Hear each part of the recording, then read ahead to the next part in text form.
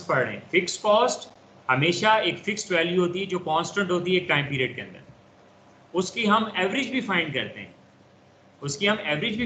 हैं, तो अगर उसकी एवरेज फाइंड करने हम जाएं तो टोटल फिक्स कॉस्ट को जितने नंबर ऑफ यूनिट्स के लिए हो, जैसे 100 यूनिट्स के लिए फिक्स कॉस्ट 1000 था, तो मैं अगर उसकी average cost fix cost find करना चाहूँ उन 100 यूनिट्स का, तो क्या करूंगा, total fix cost 1000 divided by 100, तो आपके पास क्या आ जाएगा, एवरेज फिक्स कॉस्ट आपके पास आ जाएगी, एवरेज फिक्स कॉस्ट आपके पास आ जाएगी।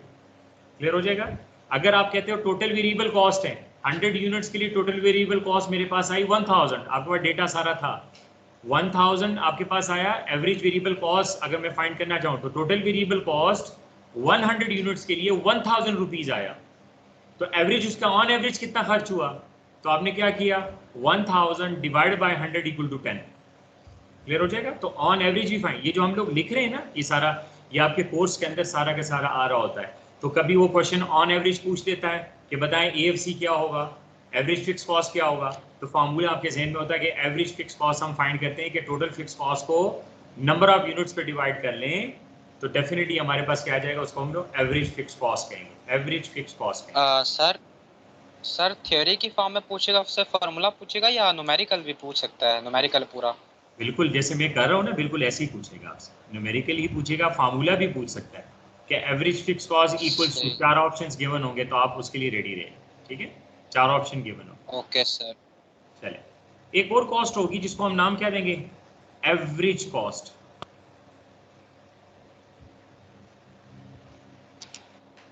नाम चेंज हो रहे हैं सारे, अब इसमें मैं नहीं समझता कि कोई कंफ्यूजन आना चाहिए अगर आप इसको फॉलो कर रहे हैं लाइन टू लाइन, लेकिन अगर अपनी सोच लेके आ रहे हैं तो मैं डेफिनेटली कहूँगा कि आप कंफ्यूज हैं, मत लेके आए पॉइंट। जब नया टॉपिक कभी भी होता है आप अपने कॉन्सेप्ट को साइड पे रखते हो या ऑलरेडी पढ़ा हो उसको साइड पे रखते हो, जो नया कॉन्सेप्ट आता है उसको आप पढ़ते हो, फिर दोनों को मैच करते हो, तो देखें काफ़ी चीज़ें क्लियर होना शुरू हो जाती हैं, ठीक है।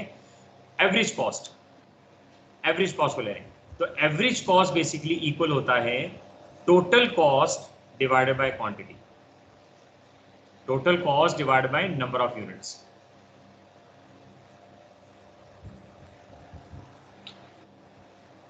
फार्मूलाज इनके ऑलमोस्ट सेम ही है, सिर्फ वो नाम चेंज है जी फार्मूला सर, मतलब ऑलमोस्ट इनके सेम ही है सर। हाँ देखिए ना, नाम चेंज हो रहे हैं, बिहेवियर अगर आप चेक कर लें तो आपको, अगर एक आप सही तरह याद कर लेते हैं, माइंड में आ जाता है कि ये ऐसे होता है, तो नंबर ऑफ फार्मूलाज आपको क्लियर हो जाएंगे, सिर्फ नाम चेंज हो रहे हैं। एवीसी आ रहा है तो TVC divide by number of unit, AFC आ रहा है तो TFC divide by number of units, AC आ रहा है तो TC divide by number of unit, खत्म। ये इतना सा जो है ना आपका काम है जो आपने अपने माइंड में रखा, ठीक है। पहली बात कॉन्सेप्ट क्लियर होना चाहिए, वेरिएबल कॉस्ट क्या होता है, वेरिएबल कॉस्ट पर यूनिट क्या होता है, फिक्स कॉस्ट क्या होता है, फिक्स कॉस्ट पर यूनिट किसे कहते हैं। एक्सप्लेनेशन की बात करूं, अगर आप किसी को समझाते हो, आपस में डिस्कस करते हो, इसकी मीनिंग क्या होती है। एवरेज कॉस्ट क्या होता है, तो एवरेज कॉस्ट ओवरऑल कॉस्ट का हम ऑन एवरेज फाइंड करते हैं, तो उसको हम क्या नाम देते हैं, टोटल कॉस्ट जितनी आ गई ऑन एवरेज आपने पर यूनिट कितनी पे की, तो टोटल कॉस्ट भी पर यूनिट होती है ना, टोटल कॉस्ट पर यूनिट भी हम कहते हैं। तो average cost is equal to total cost divided by number of units. तो ये सारे अब याद रखें, ये यहाँ पर कॉस्ट की डेफिनेशन वगैरह है और इसकी एप्लीकेशन यहाँ पर इतनी मैक्सिमम नहीं है, लेकिन चैप्टर नंबर 8 और 9 में इसका मैक्सिमम एप्लीकेशन है। तो अगर आप यहाँ पर इसको लिख लेते हो, फार्मूलाज को इसको सही तरीके से पढ़ लेते हो, तो वहाँ पर मुझे फार्मूलाज दोबारा से रिवाइज दोबारा से जो है ना उसको इतनी ज़्यादा हम लोग टाइम कंज्यूम नहीं करेंगे, बल्कि आपको मैं ओवरव्यू दूंगा, आपको याद आना शुरू हो जाएंगे कि हाँ यार ये तो ऐसे होते हैं, बस उसकी एप्लीकेशन करते रहे। तो हम एक जगह एफर्ट करते हैं और उसका डिफरेंट जो आपके पास उसका इम्पैक्ट जो होता है, बेनिफिट होता है, वो हमें अगले अगले उसके अंदर मिलना स्टार्ट हो जाता है।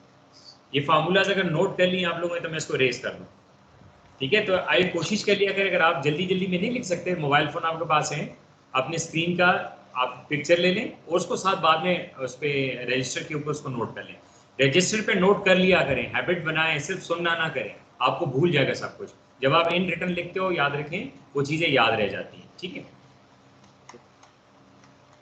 हो गया सर।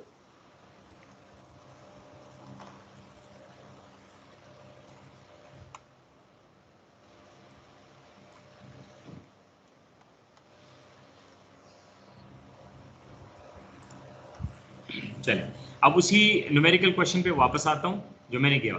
फिक्स कॉस्ट आपके पास यूनिट्स जो थे 100 थे, 200 थे और 300 थे। ये यूनिट्स थे हमारे। फिक्स कॉस्ट जो आपके पास था वो कितना था? 1000, 1000 सर। 1000 एंड 1000। अगर मैं अब एवरेज फिक्स कॉस्ट फाइंड करूं तो कैसे फाइंड हो सकता है? Total fix cost divided by number of units.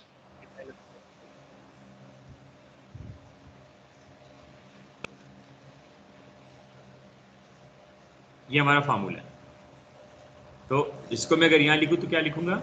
1000 divided by 100, 2000 divided by sorry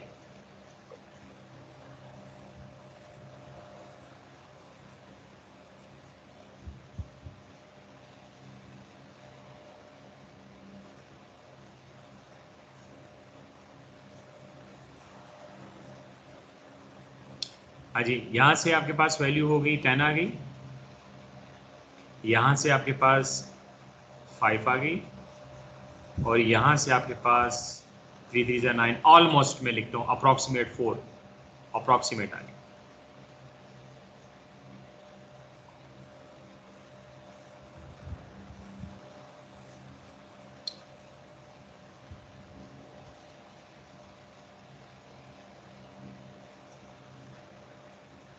चलिए अब मैं बिहेवियर देख रहा हूँ।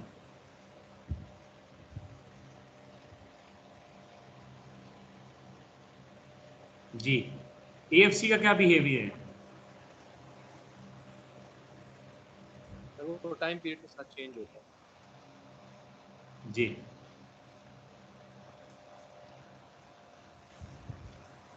Number of period, number of unit से डिक्रीज हो रही है। नंबर ऑफ यूनिट्स के इनवर्सली प्रोपोर्शनल है। ठीक है, गुड। इस तरह भी लिख सकते हैं। ये आपके देखिए मेमोरी आपने मेमोराइज करने हैं तो डिफरेंट वे से आप करें। डेफिनेटली देखिए डिफरेंट मुझे जो है ना उसके आ रहे हैं कॉन्सेप्ट आ रहे हैं आपने जहन में, ये बिहेवियर याद रखना है आपने। इसी तरह वो क्वेश्चन कर सकते हैं। तो AFC decreases with increase in units.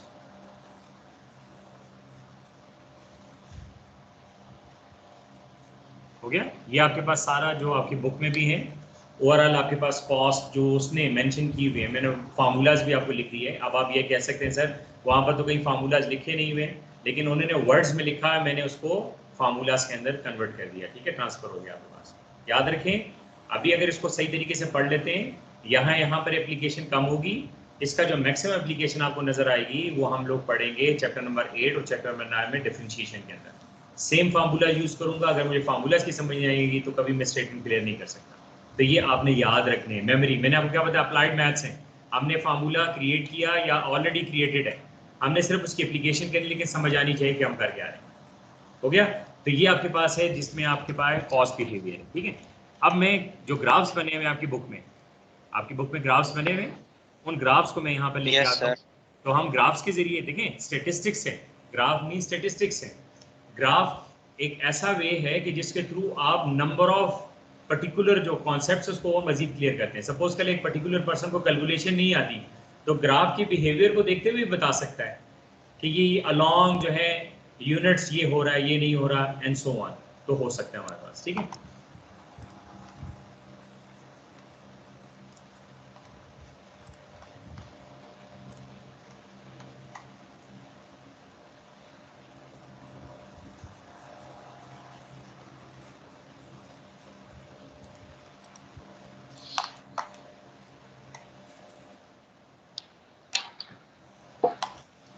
जी ये आपके ग्राफ्स आ रहे हैं। ठीक है,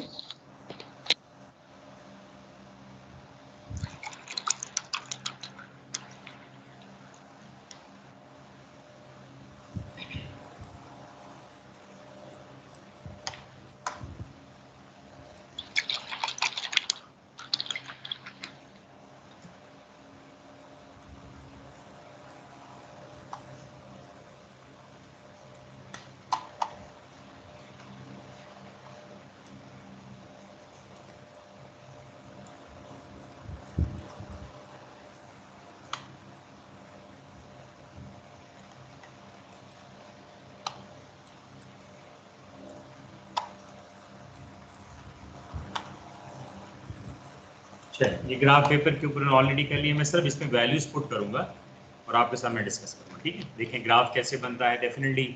अच्छा, पहला कॉन्सेप्ट हमें ज़रूरत नहीं है यहाँ पे, लेकिन थोड़ा सा जहन में रख लें। याद रखो, ग्राफ के ऊपर कर्व, ग्राफ पेपर के ऊपर कर्व तब बनता है जब ग्राफ के ऊपर डॉट्स आते हैं और डॉट्स के अंदर कोऑर्डिनेट्स होते हैं, डॉट्स के अंदर कोऑर्डिनेट्स होते हैं, याद रखें कोऑर्डिनेट्स होते हैं। कोऑर्डिनेट्स का मतलब होता है एक्स एंड वाई की वैल्यूज होते हैं।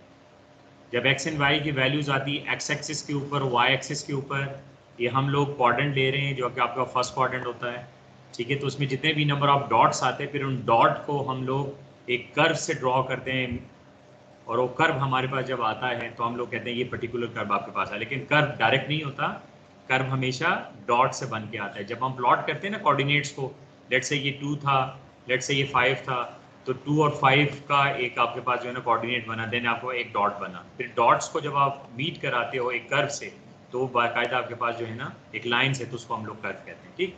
तो मैं यहाँ पर, आपने एक्टिविटी लेवल पढ़ा, मैं सबके लिए देखिए लिख रहा हूँ 100, 200, 300। लेट्स से आप कहते हैं सर ये वॉल्यूम क्या होता है, चले मैं वॉल्यूम को हटा देता हूँ। वॉल्यूम कहते हैं, या यहाँ पर आप क्या नाम दें, यूनिट्स कहते हैं, सेम मीनिंग में आ जाते हैं। वॉल्यूम कह दें या यूनिट कह दें, या आपके पास आगे 100, 100, 100, ठीक है। तो यहाँ पर आपका 100, ठीक है, 200 एंड 300। वॉल्यूम की मीनिंग आपको क्लियर होनी चाहिए। वॉल्यूम का मतलब है नंबर ऑफ यूनिट्स, हो गया। अब आपके पास हमने देखना है, आपकी बुक में अभी हमने कैलकुलेट किया, तो टोटल आपके पास है, मैं फिक्स कॉस्ट की, average fix cost, total fix cost की बात। फिक्स कॉस्ट हमारा कितना था, 100 यूनिट्स हो, 300 यूनिट्स हो, 400 यूनिट्स हो, यानी जितने भी नंबर ऑफ यूनिट्स हो, ठीक है। ये एक डॉट बना, एक और आप लेके आ जाएं, ये डॉट बन गया, एक ही आपके पास आया, ये डॉट बन गया। इन तीनों डॉट्स को हम लोगों ने कर्व से ज्वाइन किया, हमारे पास एक कर्व बना जिसको हमने नाम क्या दिया, टोटल फिक्स कॉस्ट। तो TFC का कर्व आपके पास ये बना। तो बिहेवियर क्या है कि जितने number of along number of units बढ़े, ये आपके पास रिमेन्स कांस्टेंट रहता है, दैट्स इट, ये आपका बिहेवियर। अब इसके साथ जो मैचिंग कर रहा है वो क्या है, एवरेज फिक्स कॉस्ट है।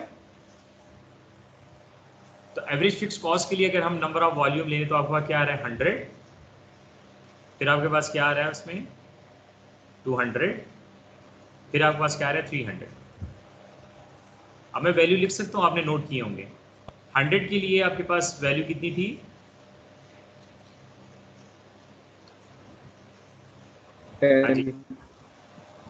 10 आ रही थी, ये ले लें, ये 10 हो जी सर 10 थी, ये 10 थी। 200 के लिए कितना है, 5 यस सर। और 300 के लिए 4 था अप्रोक्सीमेटली। अभी आपके पास, अप्रोक्सीमेट सर। हाँ देखें, जैसे नंबर ऑफ यूनिट्स बढ़ते रहते हैं तो जो आपके पास कॉस्ट होती है जिसको हम एवरेज फिक्स कॉस्ट कहते हैं, वो बेसिकली फॉल करती है। ऐसी है, there is inverse relationship between number of units and AFC, there is inverse relationship between number of units and AFC। ये हो गया, ये आपके पास कॉस्ट बिहेवियर आया। सिमिलरली यहाँ पर आप कॉस्ट बिहेवियर की तरफ आ जाएं, ठीक है। टोटल वेरिएबल कॉस्ट TVC, तो TVC में देख लें हम लोग, तो आपने TVC को वहाँ से पढ़ा था, वॉल्यूम कितना बना था, पहले आपके पास था 100 यूनिट्स मल्टीप्लाई बाय 10 तो 1000 आया था, फिर 200 यूनिट्स मल्टीप्लाई बाय 10 तो 2000 आ गया था, और फिर 300 मल्टीप्लाई बाय 10 तो 3000 आ गया था। आपको याद होगा, ये आपके पास number of unit total variable cost हम लोगों ने फाइंड किया। अब चेक करें, वॉल्यूम ये आ रहा है आपके पास, 100 यूनिट्स के लिए आपके पास कितना आया, 1000 आया। 1000। 200 यूनिट्स के लिए 2000, 300 यूनिट्स के लिए 3000। इसमें इसका क्या बिहेवियर आ रहा है कि जैसे आपको यूनिट्स इंक्रीज हो रहे हैं, सेम आपके पास ये भी इंक्रीज हो रहा है। तो ये आपके पास इसका बिहेवियर है कि अलोंग द वॉल्यूम इंक्रीज या unit increase, total variable cost on total आपके पास क्या वो इंक्रीज हो रहा है। तो ये आपके पास ये कर्व जो बन रहा है वो अबव चल रहा है, ठीक है। सिमिलरली देखें, इसमें देखें तो आपके पास क्या था, variable cost per unit. Suppose करें वेरिएबल कॉस्ट या एवरेज वेरिएबल कॉस्ट फाइंड करूं, तो एवरेज वेरिएबल का हर यूनिट्स के लिए 1000 टोटल वेरिएबल कॉस्ट तो 1000 डिवाइड बाय 100, ठीक है, 2000 डिवाइड बाय 200, 3000 डिवाइड बाय 300, यही बनता है ना। टोटल वेरिएबल कॉस्ट ये आपके पास आ रही है, ये देखें मैच कर रहा हूँ, ये आ गया, ये सेम और ये सेम आपके पास वेरिएबल। अब आपके पास ऑन एवरेज कितना आया, 10 10 10, जिसके बिहेवियर क्या है, सेम AFC की तरह, ये 10 रुपीज़ आया और वॉल्यूम आपके पास क्या बना, 100 200 300। तो वॉल्यूम आपके पास जो भी बने, आपके पास जो एक कॉस्ट है तो आपके पास एवरेज वेरिएबल ऑन एवरेज, तो एवरेज वेरिएबल कॉस्ट आपके पास क्या रहती है, फिक्स रहती है। तो ये आपके पास ओवरऑल जो कॉन्सेप्ट आपके सामने है, जो आपने पढ़ा, अगर नहीं पढ़ा, इन केस में कहता हूँ अगर नहीं पढ़ा उसको दोबारा से आप रीड करें। अब मैं ये समझ सकता हूँ, मैं एज्यूम कर रहा हूँ कि आपकी जो रीडिंग में अगर प्रॉब्लम आ भी रही हो, कोई कॉन्सेप्ट नहीं हुआ, तो मैंने इतनी डिटेल बता दी है उसके बारे में जो आपको आपकी जितनी ज़रूरत है यहाँ पे। वन इसकी इन डेप्थ एनालिसिस कर लेते, लेकिन हम बजटिंग तो नहीं कर रहे ना। जिन लोगों ने थोड़ा बहुत अकाउंटिंग पढ़ा हो या कॉस्ट अकाउंटिंग के कुछ जो है ना वो पढ़ा, जैसे BCom का एक स्टूडेंट भी है, कॉस्ट अकाउंटिंग डेफिनेटली पार्ट 2 में पढ़ रहा होगा या पढ़ चुका होगा, ठीक है, तो उसको समझ आएगा कि हमारे पास जो कॉस्टिंग वगैरह होती है कितनी इन डेप्थ एनालिसिस होती है। लेकिन हम तो सिर्फ और सिर्फ यही पढ़ रहे हैं ना, बेसिक्स ले रहे हैं, कि हमारे यहाँ पर QMS में इतना इंक्लूजन नहीं है, ठीक है। तो हम बेसिक्स को ले रहे हैं कि जस्ट बिहेवियर को माइंड। आप याद रखो, कभी भी पेपर में ग्राफ आप क्रिएट करके नहीं देंगे, ग्राफ गिवन होगा, ग्राफ गिवन होगा और आपको कहेंगे which of the following graph represent TFC, ठीक है, the behaviour of TFC, the behaviour of AFC and so on, the behaviour of the ABC and so on. तो आपको ABC TFC के नाम से भी दे दें, वेरिएबल कॉस्ट पर यूनिट कह दें, या एवरेज वेरिएबल कॉस्ट आपके बात कह दें, ठीक है, variable fix cost per unit कह दें या AFC कह दें। तो जिस तरह का नाम भी ले लें तो आप उसके लिए आपको रेडी होना चाहिए, ठीक है। तो ये आपके पास जो है ना ओवरऑल कॉन्सेप्ट है जिसको आप लोग अपने माइंड में रखेंगे, ठीक है, क्लियर हो जाएगा। यहाँ पे देखें ये ग्राफ है, आपके बुक में भी गिवन है, मैंने सिर्फ अपने एग्जाम्पल के नंबर्स पुट करके आपके साथ ड्रॉ किए और ये आपके पास जो है ना ग्राफ आ रही है, ठीक है। तो हमने टाइम को प्रोडक्टिवली यहाँ पर करीब ना एक एक ग्राफ भी बन सकता है उसके थ्रू करेंगे, लेकिन टाइम कंज्यूमिंग प्रोसेस है, जितनी हमें ज़रूरत है हम उतना कर रहे हैं। अब क्लैरिटी आ जाएगी। मैं ये नहीं है कि हर किस आपके मंडे को क्वेश्चंस नहीं लूँगा, कल वैसे ऑफ है मुहर्रम की वजह से, वैसे तो आपको सैटरडे को क्लास हुआ करेगी, ठीक है, लेकिन अब इस सैटरडे को जो है ना ऑफ आपका आ रहा है, तो मंडे को मैं आपके इससे क्वेश्चन लूँगा। आप मुझसे क्वेश्चन करेंगे सर मैंने ये एग्जाम्पल पढ़ी, इस एग्जाम्पल में मुझे इसकी समझ नहीं आई, तो आपने AFC के बारे में ये कहा है, ये कह रहे हैं, तो जो कॉन्ट्रडिक्शन होगी उसको हम क्लियर करने की कोशिश करें तो आपको कॉन्सेप्ट क्लियर होगा। लेकिन ये तब होगा जब आप रीडिंग करेंगे और जो मैंने आपको पढ़ा दिया सारा ये आप करेंगे। और दूसरी बात ये कि जो एक कोशिश कर लें, मैं अगर सजेस्ट करूँ, ठीक है, देना तो नहीं चाहिए, आपने क्यों मांगी नहीं सजेशन, लेकिन मैं सजेस्ट करूँ, जो आपका ऑफिशियल ग्रुप है ना AFC 7 का, तो कोशिश करें कि उसमें जितने ऑफिशियल कोई अगर एक दूसरे से पूछना वगैरह हो तो आप कर लिया करें। तो जब आप कन्वर्सेशन पे आ जाते हैं फिर आपको नहीं पता होता, क्योंकि आपकी जिस एज में आप हो तो यस चीज़ों को कम सोचना होता है लेकिन करना ज़्यादा होता है। तो थोड़ा सा थोड़ी कोशिश कैसे एग्जाम्पल देता हूँ, कोई मुझसे क्वेश्चन कर रहा है और मैं बाद में देख लेता हूँ, तो पिछले 3-4 दिनों से मैं देख रहा हूँ कि जब मैं सब तो देता हूँ 80 जो कन्वर्सेशन मेरे सामने आती है, अब मैं देख रहा होता हूँ कि काम की कोई चीज़ है मेरे लिए ऐसी, तो कोशिश एक कर ले, इसके लिए इसका एक हल है, इसका एक ईजी हल है, मैं बताता हूँ। अब मैं इस पर बुरा नहीं मानना है, सिर्फ बता रहा हूँ आपको, इसका एक हल है। आप कोशिश कर लो कि अपना एक ग्रुप बना लें, अलहदा से व्हाट्सएप ग्रुप बना लें। बेशक हम टीचर को ऐड करना चाहते हो वेल एंड गुड, नहीं करना चाहते कोई मसला नहीं, लेकिन ऑफिशियल ग्रुप के ऊपर आप जो पर्टिकुलर वर्क है आपकी AFC के साथ या जो आपके QMS या जो सब्जेक्ट है उसके साथ अगर कोई लिंक है, या नोट शेयर कर लो, किसी बार नोट्स हैं या शेयर कर सकते हो आप, या कोई इस क्वेश्चन के बारे में बताए कोई एंड सो ऑन। लेकिन जितनी हम कन्वर्सेशन पे आते हैं फिर गपशप शुरू हो जाती है, तो उस गपशप के लिए हम अलहदा से ग्रुप बना सकते हैं। यस आप माशाल्लाह नो हाउ होगी, एक दूसरे इस्लाम दुआ भी होगी, तो जो इंक्लूड उसमें होना चाहेगा तो हो जाएगा, जो नहीं होना चाहेगा तो नहीं होगा। तो आपको अच्छे तरीके से आता है व्हाट्सएप ग्रुप पे कैसे ग्रुप बनाया जाता है। लेकिन ऑफिशियल ग्रुप पे मैं सजेस्ट करता हूँ कोशिश कर लें कि कभी कोई किसी स्टूडेंट का क्वेश्चन भी होगा ना तो हमें नहीं पता चलता है, अगर खुद सोचे 80 जब मैं सारा देखूंगा तो क्या मैं पूरा देख सकता हूँ, यस मैं भी कहूँगा कि नहीं यार इस तरह, ठीक है। तो आप थोड़ा सा इस चीज़ों का ज़्यादा ध्यान दें, आप नए नए हैं इसका आपको अभी नहीं पता चल रहा, तो थोड़ा ध्यान दें, ठीक है। अब इसमें हमारे सिर्फ और सिर्फ एक पढ़ना है, जो रेवेन्यू होगा वो सिर्फ और सिर्फ जो है ना 5-10 मिनट का कॉन्सेप्ट है, फिर मैं कॉस्ट और रेवेन्यू को दोनों को मिलाऊंगा, फिर एक कॉन्सेप्ट लेके आऊँ जिसका नाम प्रॉफिट है। तो मैं आपको मंडे को पूछूंगा कि मुझे बताएं प्रॉफिट और रेवेन्यू में क्या डिफरेंस है। मैं आपसे पूछूंगा कि प्रॉफिट और रेवेन्यू में क्या डिफरेंस है, और फिर मैं आपसे पूछूंगा कि मुनाफा और आमदन में क्या डिफरेंस है? सही है, दोनों सेम चीज है ना। आमदन कहते हैं उसको रेवेन्यू को, आमदन कहते हैं अर्निंग को, आमदन कहते हैं इनकम को, जैसे भी नाम देते हैं। फिर मैं आपसे एक क्वेश्चन करूंगा कि बताएं जो मुनाफा होता है वो क्या होता है। ठीक है, एक आपके पास होगा क्वेश्चन जिसको हम प्रॉफिट कहेंगे, और प्रॉफिट को उर्दू में हम लोग मुनाफा कहते हैं। पूछूंगा आपसे कि ये क्या आपके पास आता है, मुनाफा। और एक और आपके पास होता है जिसको हम लोग नाम देते हैं रेवेन्यू। ठीक है, हम पढ़ते हैं रेवेन्यू को हम लोग इनकम भी कहते हैं, रेवेन्यू को हम लोग अर्निंग भी कहते हैं। ठीक है, और इसको हम लोग कहते हैं आमदन। ये दो डिफरेंट, देखिए नाम जब डिफरेंट है तो कॉन्सेप्ट भी तो डिफरेंट होगा ना।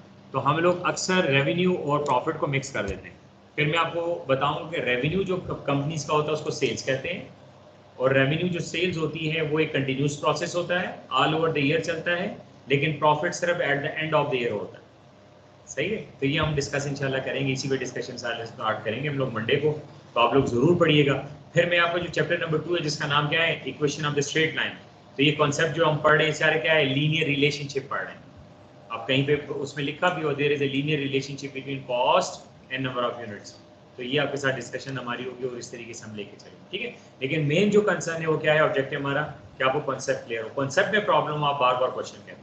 ठीक है, मैं डिफरेंट एग्जाम्पल से करूँगा, लेकिन आपने ऊपर देखिए एक होता है ना कि क्वेश्चन करके क्लियर कर लेना, लेकिन आपको सर बिल्कुल समझ नहीं आई तो याद रखिए उसकी आप मुझे बताएंगे, डॉक्टर को आप अपना कोई प्रॉब्लम बताते तो डॉक्टर उसी हिसाब से सोल्यूशन लेके आता है ना। लेकिन जब आप कहें सर पता नहीं क्या है, तो आप पता नहीं क्या के लिए मैं बिल्कुल नहीं कुछ क्लियर भी लेके आ सकता, तो आप माशाल्लाह मैच्योर है, आप लोग उसको क्लियर कर सकते हैं। ठीक हो गया, तो